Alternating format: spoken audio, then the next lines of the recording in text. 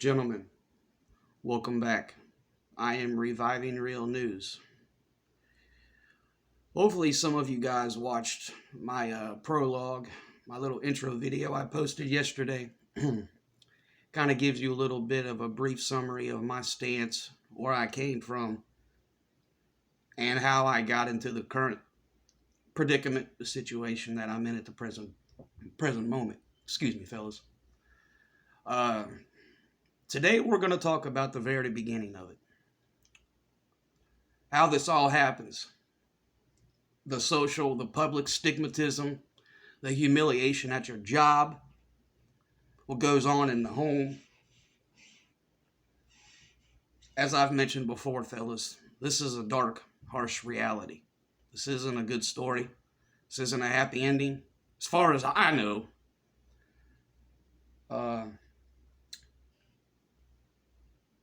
it's not easy to say this at all. It's not easy. I know I'm exposing myself. I know what's going to come publicly and privately if the quote-unquote wrong people find what I'm doing or saying. Do I care? No.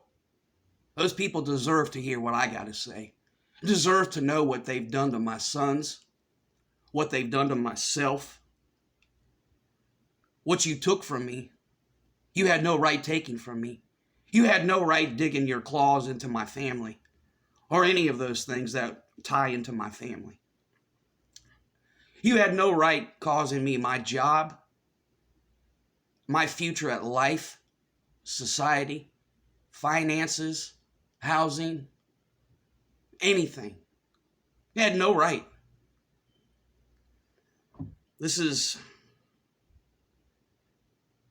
And gentlemen, I know everybody handles things differently and everybody goes through things differently based on your whatever in life, your status, your family, your finances.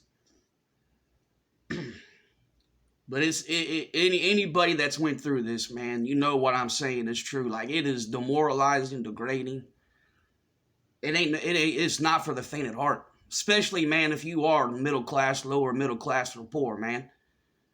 Like I previously stated, this is war. This is Russian roulette. When this happens and it goes through, it's it.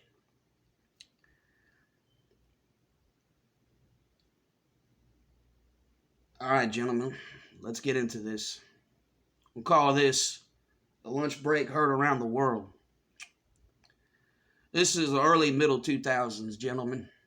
I'm working at a very prestigious country club in the state I live in. I'm young. I'm barely old enough to buy alcohol.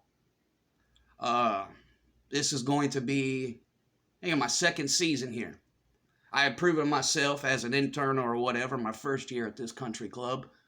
And that off season or that winter, I was basically offered everything legitimately without legitimately having the job title. Fast forward a few months, I did get offered the full thing, everything, the full benefits, the full 9 yards. We're going to fast forward through the spring and get into the start of summer, the good part of summer. It's hot, sticky, typical weather for my state and the place I work. I'm going on my lunch break. I operate a piece of equipment. Very, very dangerous, hazardous. The degrees of hills and things that I had to traverse and maintain. Not for the faint of heart. My machine was very slow based on these requirements and the things I had to do. So it took me forever to, get from point A to point B, like the shop or to take a break or get to the restrooms, this and that. So I'm like, I'm used to this by now. I'm not paying attention. I'm, used to my machine, knowing what's going on. So I'm just kind of in my zone. Get to where I got to go. I proceed to get in the office and go to clock out for my break. At this kind of point in time at my job, I had a quasi-frictional relationship with my assistant. The guy was going through his own personal stuff with women and kids, and he did not know how to react because he was a rich Caucasian. He come from rich family, out of state, transplanted up here. The guy had money, family, everything, yada, yada, yada. Well, to my unknowing, that morning, sheriff's deputies, plainclothes, thank God, plainclothes, in an unmarked car drive all the way to my work. They're not allowed on the property or to go out and to cause a scene, due to the members and the property, the homes on the property, etc. So they are talking to my superintendent, my assistant, and they, I guess, trying to get a feel for me, or if I'm going to do this or do that, or if I'm going to cause a scene. But my boss has convinced them to leave the subpoena, the summons, and everything with them, and they will handle it. They assured the deputies that I wasn't some kind of risk or some kind of crazy, unhinged, young pup all hopped up on testosterone.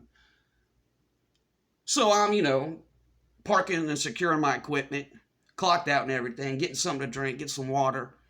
I smoke cigarettes. I was getting, go outside in my own privacy, away from people, smoke a cigarette. My assistant comes flying up on his work cart. And I'm thinking I'm in some big trouble. This guy already had it out for me for our own personal differences, which is stupid because it all boiled down to sports. This guy had it out for me because of sports. And that's just the truth of it. Dude, I'll never forgive you for that. Like, that was the stupidest, dumbest boss thing I've ever experienced in my 40 years of life. I was one of your best employees, and you dookied on me because I liked a different sports team. But anyways, I had to deal with this guy coming at me all crazy, weird looking, sweaty. I'm thinking I'm in all kinds of trouble. The guy tells me we got to go talk in private. I'm thinking I'm getting fired, The newest guy, the least experienced, the youngest, yada, yada, yada. He takes me in his office, which the guy hardly takes anybody that he's not, personally involved with in his office. And he's getting real somber and serious. And I'm like, okay, this ain't got nothing to do with my job.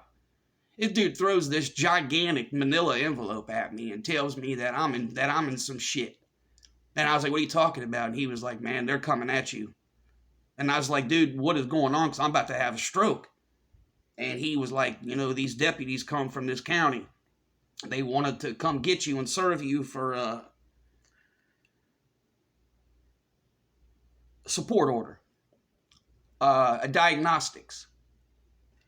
And my boss told me they had convinced the deputies, not to go on the course, not to do and cause ruckus and disturb the members and people that live on the property. I have never, to this very moment at 8:47 my time in the morning, I've not got over that one. That still is in my thoughts, my memories, my thinking, every single thing, because that, fellas, the most important thing to take away from this segment of my story is my age at when this happened to me. I want every single person that hears this or shares this or talks about this to take into consideration. A lot of you men get this done to you when you were 15 or however many years older than I was.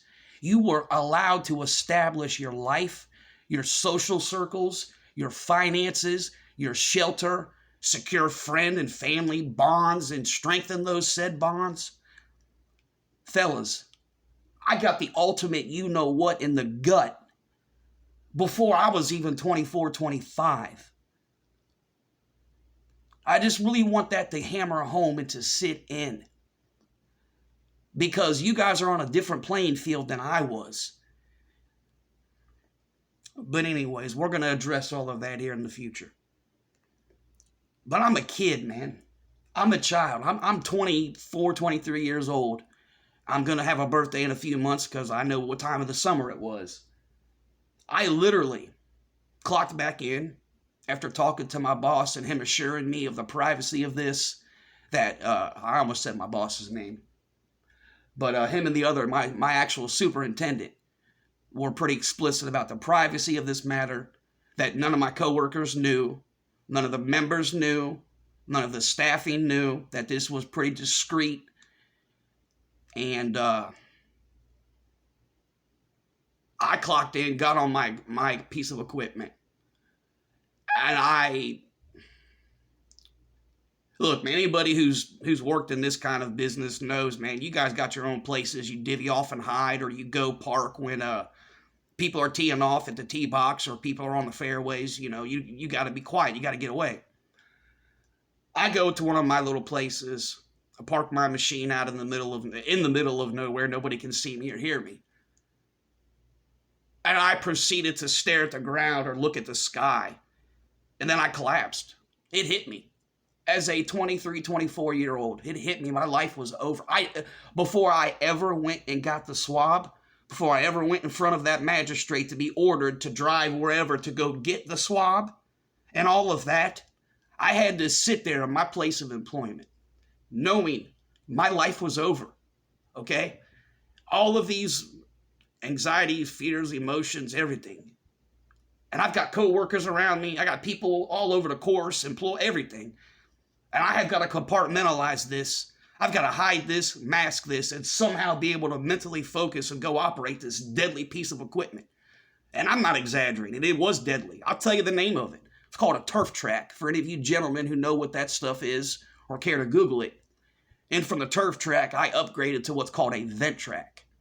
You guys are more than welcome to go look at the degree of slopes and hills and such, the terrain and territory I was responsible for. Like I mowed inside of reservoirs and dams. Like I know what it's like to be on a dangerous sloping degree, water inches from your thigh and your feet. Any kind of root or a rock or a piece of nail or a tie down for sodding, you're done. If you don't know what you're doing, don't know how to feel or sense the machine, you're done. But I'm like that just I don't even know how I got myself to go through the rest of that day. But it just, I knew, all these emotions and feelings were going through my head. Like I knew I would never have money. I knew that I was going to lose my personal situation eventually, regardless of the people involved in my life at that time. What they were saying, I've been pretty smart and pretty ahead of my time. I'm kind of an old soul. I knew that nobody was going to be around. I knew it. No matter the pleasantries, the nice words, and whatever, I just knew that what was going to happen. I've seen it. I've read about things, and I live in the real world. I just knew this. I had to process all of this, losing my relationships, my family, my job eventually. I mean, dude, all of this was going through me. I'm in full-out anxiety, panic, it's the end of the road. And I still had to make an important phone call and tell somebody what had just happened to me. I mean, I had to, and I didn't want to do it. I didn't want to because at that moment in my life, that was somebody that was going to have to either, take a dookie or get off the pot. And ultimately, gentlemen, between us, I don't care that this person, I've told this person already, but I didn't want to be with that person. I didn't want that person to help me or anything. Like, I didn't really want that. But it's horrible. It's absolutely horrible. But I had to make myself make this phone it's and not be all weeping, sobbing, emotional, and terrified and whatever. That was gut-wrenching and humiliating, and it's a complete domino effect. And then I had to force myself to straighten up, clean up, clear my throat, my appearance that I could, the best of my abilities, and go back to work. Then I had to face the end of my shift with all my coworkers, and people can tell. Like, I'm sweating more than usual. I've got a gigantic fucking legal thing, trying to hide it inside my uniform or trying to cram it and stuff it inside my ball cap so people don't see the postage on it or see any of the stuff. And that is it. That was the lunch break heard around the world. I am still effed up over that because it happened at such a young part of my life, such a great job with the good people around. I'm going to tell you, man, those two bosses I had, they did me good. They both knew, and my supervisor, the gentleman in charge of everything, God bless that man's soul and his heart, because he did not judge me one time. He didn't take my benefits, my time off, my paid time off. I probably wouldn't have even gotten through the initial part of this whole disastrous, criminal, inhumane thing if it wasn't for... That was... Man. But then you have to go home. You got to deal with everything, all the people. Then you have got to make preparations to go do the summons. You got to take time off of work, which let's understand something too, fellas. The money back then is different than the money now, which is why I repeatedly state I don't understand how now that you guys are older than I am are going to go through this and survive it. Because I did this with money and when the courts and supports were totally different. We're talking almost 20 years ago. Fast forward to now, the money is not the same. The society is not the same. The means to survive and accesses to survival modes or meanings are not the same. But man, you got to go home and deal with everything. You got to, like I said, you got to make preparations to miss work, to go to court, just to be told by a magistrate that you got to go to this place. You don't know where it is. I don't care if you got the gas money or the transportation or support to go wait in this disgusting, it literally looks like something out of a crazy, weird war movie or some kind of torture stuff. It's this weird room with weird pads on it, crazy, stupid lighting for them to sit there just to call you and tell you to go into another stupid box. And it's for me, it was a woman in this crazy, weird biohazard suit just to stick something in your mouth. And then you got to go report back and say that you did it and wait for the center to call and confirm that you did it so they don't issue some contempt of court or hold you for 30 days in jail for failure to comply. Don't nobody tell you guys any of the truth, man. They all just make it sound like some TV sitcom story or something out of a B-rated VHS movie from the 90s, man. This is a nightmare. It's embarrassing. It's degrading. It's inhumane. It's slowly but surely, guys, people start to know something's going on with you, man. It's just, you realize that everything is gone. You have no shot. You just have no shot. You know that everything's gone. You're never going to be able to afford internet. Back then, fellas, we're talking the early 2000s, the internet wasn't what it is now, and it wasn't as prevalent, as important, or a necessity, or considered, as my state's trying to consider it, a public utility. So, like, you know what I mean? Like, I had all these things were going through my head, and the reality and the harsh seriousness was all setting in.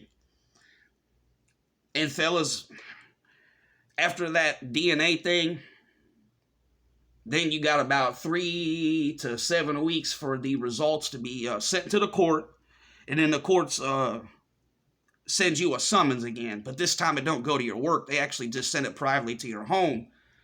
And then that's where this is where it really gets serious, fellas, because then you get the actual quote unquote official, your chart that tells you the compatibility or the whatever with the children involved. You see your supposed genetic genome and you see the said kid's genome, blah, blah, blah, blah, blah. I got my own opinions on it, just like you all do.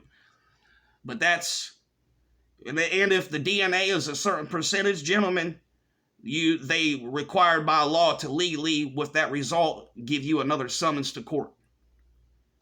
This is where it gets deadly. This is where it happens. This is what, as I say, gentlemen, is the death penalty.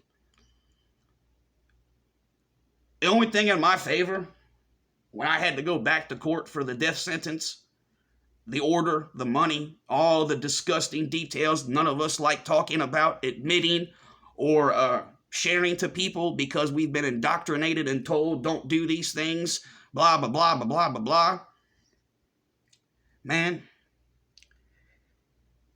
gentlemen, I know you're not going to want to hear this, but from my own experiences and dealing with this and other people that I've kind of had to see go through it,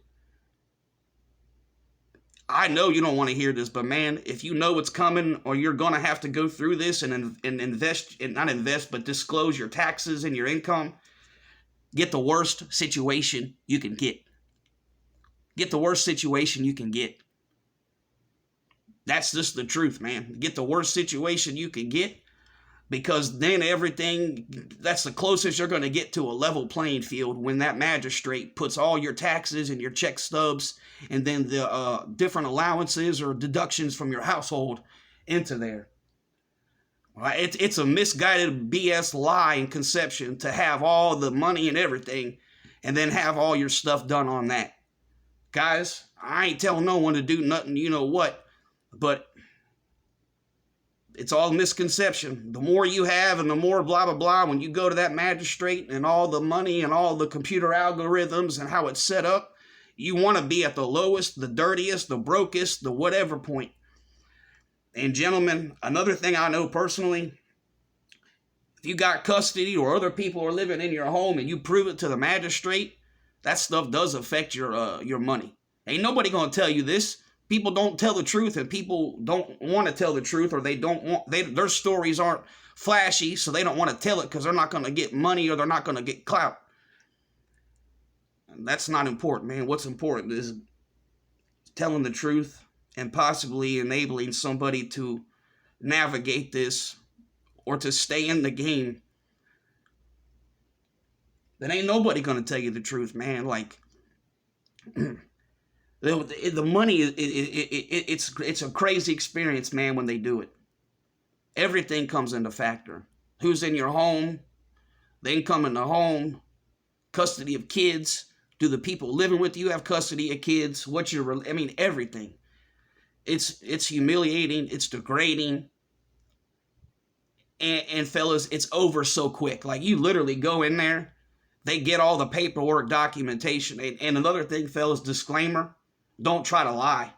Don't even try to come in there with some crazy paperwork or some crazy whatever. Like I stated before, this is all interconnected. They already know what they know before you open your mouth or write something down. They know. They know what your income is. They know your money, all because of the Social Security number. Like I told you, 90 to 80% of the original DNA and all the summons is because of our glorious welfare system. EBT, Section 8, cash assistance, and care source.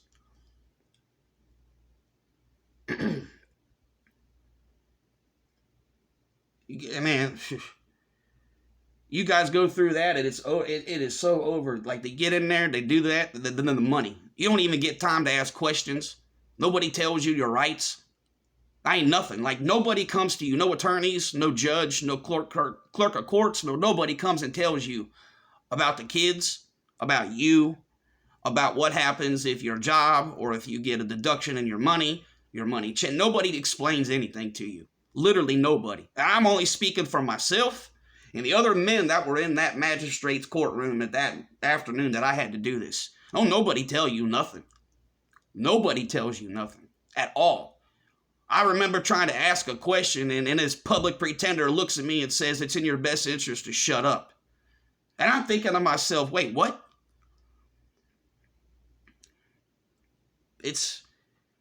Man, gentlemen, after all this is gone and done and the money's set, the order's in place, I'm here to tell you, and this all goes back to what I just said about the welfare system, the cash, the EBT, the food stamps, everything. My experience, my knowledge, and all in between, fellas, you're not going to get an opportunity to not pay this, okay? Stop listening to these people, man, with these fancy whatever and all these thumbnails and all this. I'm the president. I'm the God. I'm the monk. I'm the alpha. You're not. You're not. Are you going to speak what I'm going to speak? Are you going to tell these men what I'm going to tell these men? You're not going to, because you're a fraud. You're nothing. You're just somebody here pulling on strings of other individuals. You're not enlightening them or opening their eyes to anything. You're not going to get a chance, gentlemen, to not pay it, okay? You're not. I know what was told to me about what I needed to do, the paperwork I needed to fill out to do the deduction out of my check. Hey, gentlemen, at that point in time, my job was every 2 weeks on my money, okay? Bi-weekly. I can tell you how many checks I got, dude, before I literally went from making money to literally sticking my hand out. Please, sir, can I have some more? I think it was just 2 checks. It might have been 3 if I really sat here completely, got in my thoughts. But I do believe it was 2 checks. So that was about 4 to 6 weeks. And the system, I mean, right there, automatic. I didn't have to do paperwork. I didn't anything. It automatically comes out, fellas, and it goes to what I told you. The welfare system. You get no say, you get no option. It's there. Only men that I know of that get an option of not doing this or don't have whatever out of their checks or their salary is when the said woman does not qualify for our wonderful welfare system because of her income or her family resources or anything. Because the money, fellas, they go everything. They go everything. They look for every way to take the money and prevent you from getting an inheritance, a property left to you in a will, a vehicle, jewelry, electronics. I mean, everything, fellas, everything. You don't I am not being explicit enough. You lose everything. They're going to go make sure your aunts and uncles can't leave stuff to you. They're going to make sure your parents can't will you anything. They're going to make sure that you get nothing from nobody. And if somebody tries to help you with your arrearages or your monthly order, they are going to want to know why they're doing it, who's doing it, and where it's coming from, and what the relationship to you is. I've seen it firsthand. I've been through this system enough with the child support. I know. I've seen it. I've seen women go up to drop the whole thing, or someone's going to pay it so the dude gets out of jail, and they want to know, well, why are you doing this if blah, blah, blah. It's completely insane, fellas. It's insane, and I don't want this on nobody because the mental. I don't know anybody who's got the mental wherewithal to do it. But you don't get a chance. You don't. Please, fellas, please, gentlemen. Please stop listening to these people that have no skin in the fight. No experience, no real world experience, man. These videos and these podcasts and all this other stuff, that's nothing, man. These people are getting their stuff out of a stupid novel. They're getting their stuff off of a blah, blah, blah video on YouTube from somebody's account who claims they're an attorney or a law or this and that. Gentlemen, you don't want this. You don't want this. You don't want to know this. You don't want to even sniff around this. You don't get no money. You don't get a chance to not pay. You don't get a chance to save for your kid's birthday or holiday. You don't get no chance to save for the tickets to go to the football game or to go to that concert. You don't get no money to save for the PlayStation 5 or that Zebco fishing pole or those that power bait you wanted or them rooster tails. You don't get to save up for that carburetor for your Indian motorcycle. You don't get nothing. Nobody's telling you this.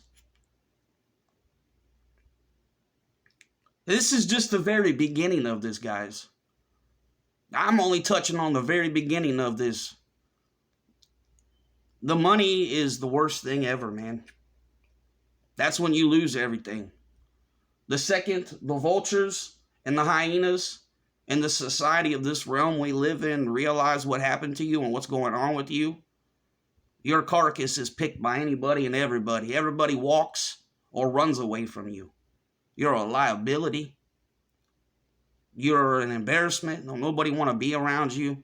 And I'm calling it for what it is, guys. I'm not afraid to do it because you can't do anything to me that's not already been done to me. People going to walk away from you, man, and they're never going to look back at you. And I'm going to, God forgive me for this because it sounds bad when it comes out, but it's not as bad as I say it. It's just reality. Men are the harshest. Men are the first ones to walk out of your life. And I'm going to be blunt with you guys.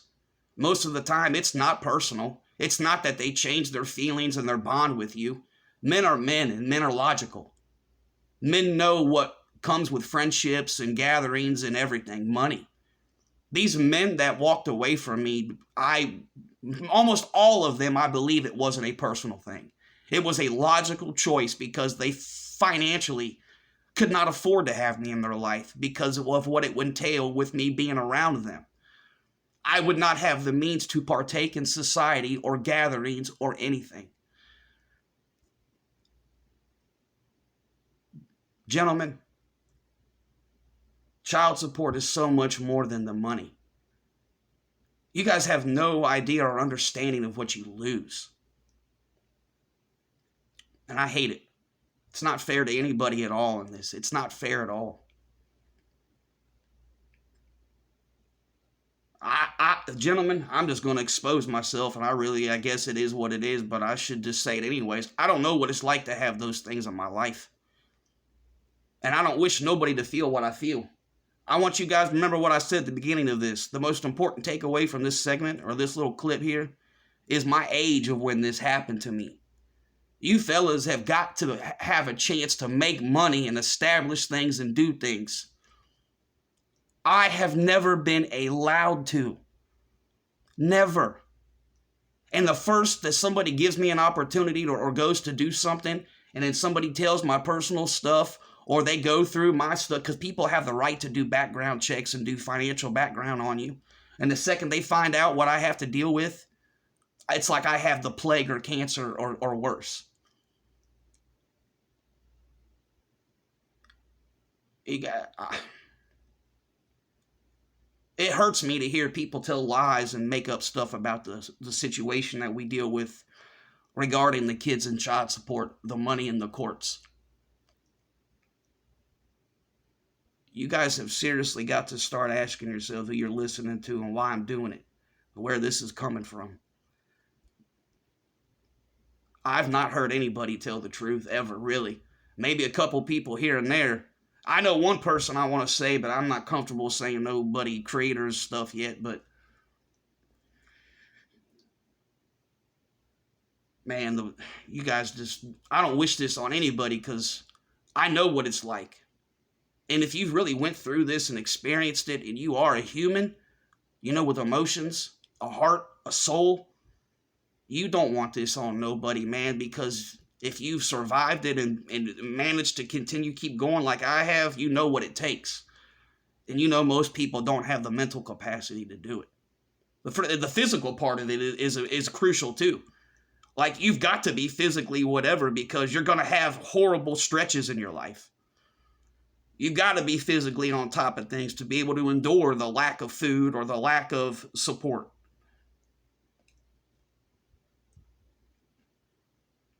Again, fellas, a lot of you, when this is happening to you, have already had a chance and an opportunity of a life, a family, finances, shelter, hobbies, bonds, friendships. This disgusting system and these individuals involved castrated me from any chance. And I'm going to be explicit that nobody involved cared at all.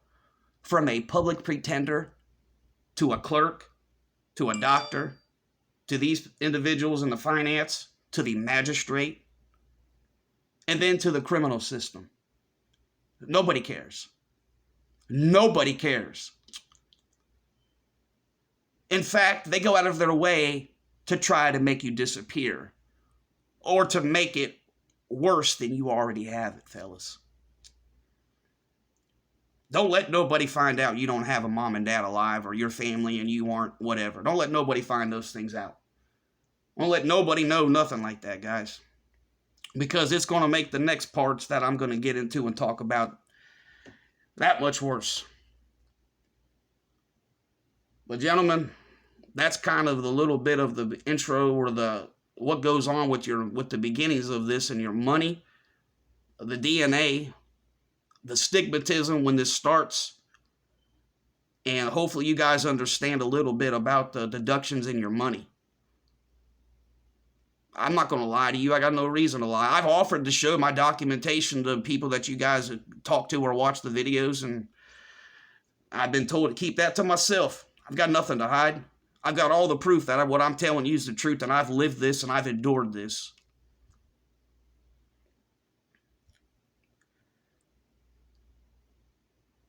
Don't let this happen to you guys. Don't let this happen to you, your nephew, your grandson, your son. Don't allow your daughter, your niece, or your granddaughter to be in a situation to do this to another man. Don't. Don't. Because the next parts that I'm about to get into and share and break down with you, gentlemen, is even uglier. It's more personal. And if these things don't scare you or get you to talk to somebody or to somehow find a way to navigate this differently, then I don't know. Because this is about as honest and brutal and as harsh as it gets, what goes on next in life with this. It is stuff out of horror movies, out of insane, crazy books from our past. It's brutal. The world just trying to get food, trying to keep employment. Shoot, man. And then you find out what they do to you too behind the scenes, as far as what the legal system would support, the child support, the enforcement agencies. I'm going to get into all of that, fellas. What they take away behind your back without you knowing. They put you on billboards, fellas. I'm going to break down all this. The state that I live in, you lose your job, you whatever. You ain't just somebody in the system. No, my friends. This place that I got to deal with, they go and put you on a billboard. Like you're some, I almost cussed.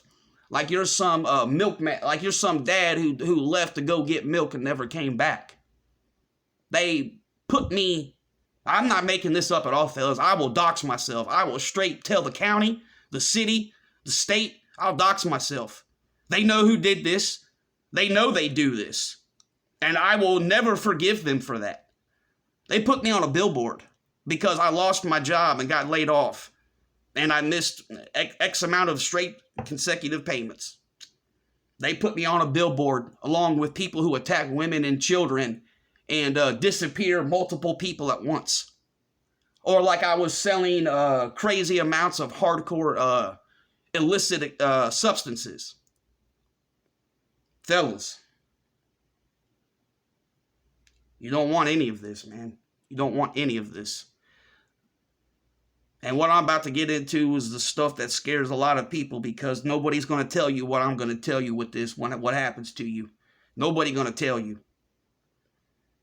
You guys don't want to be involved in any of this. You don't want to be involved because once the legal system and the criminal stuff comes, you get treated worse than cattle or athletes at the NBA or NFL draft. You're poked and prodded, inspected, and questioned by anybody and everything, man. Don't. You don't want to know what they do with the mental health people. The whole pre-trial stuff, man. Like, you guys, I'm going to break down all this for you.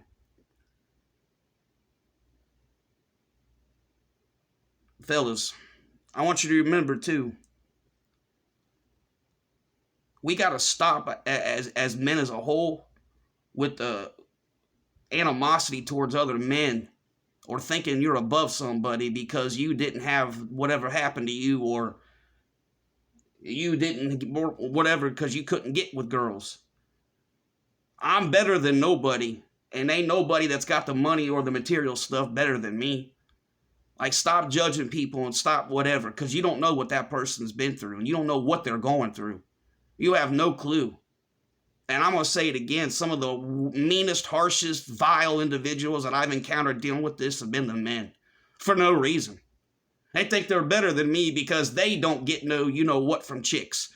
So they're not, or because they think I'm some whatever because I don't have my kids. You're uneducated. You're fools. You're going by what the TV and the apps and whatever else tells you to go by. You are judging me and talking down upon me with zero reference or any knowledge of the situation. You're not better than me. You're not better than anybody that's going through this.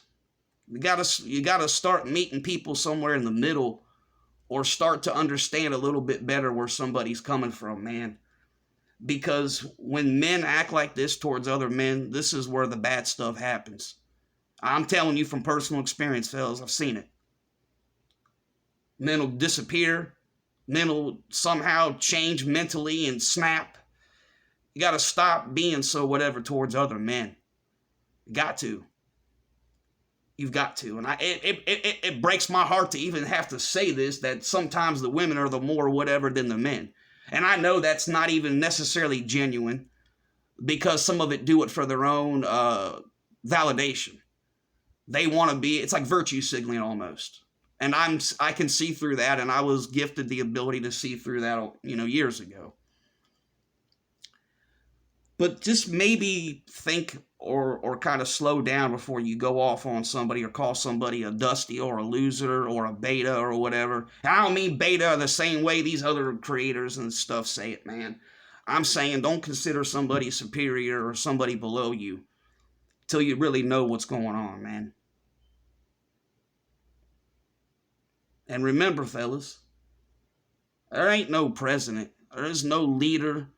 There is no monk. There is no QB1. There is no, there's no monarch. There's none of that. There's no patriarch, no monarch, none of this nonsense. You guys are in charge of you. And I just encourage you guys to figure out why you're listening to what you're listening to and what you're watching for and why you're doing it. And then compartmentalize and separate them. Because, fellas, what this space apparently is now in 2022 at this, morning, this is a lifestyle that you guys are subscribing, listening to, and worshiping. That's not going the own way or guarding your own wallet. That's called a lifestyle. My gym, my fancy toys, my this, my clothing, my home. I'm going to do this with this, and that's a lifestyle. You gentlemen remember when we were kids, the magazines we had, like East Bay, Crutchfield, our Beckett's, stuff like those were lifestyle things, hobbies. What these guys are doing, man, with all this stuff is a lifestyle. That stuff belongs in YouTube lifestyle category, not in any kind of gentleman's club. Yeah, just my own thoughts and opinions about that stuff. But, fellas, you don't want this. And if anybody ever did meet me or see me, I want you to remember, this happened to me as a kid. I never had the opportunities of anything that you guys have had. Don't sit there and say I'm whatever or try to put a label or judge on me. I've never been afforded the opportunities. And when I have thought like what on earth to get an opportunity or to be somewhere, people are cruel. People are harsh. People enjoy being mean and evil.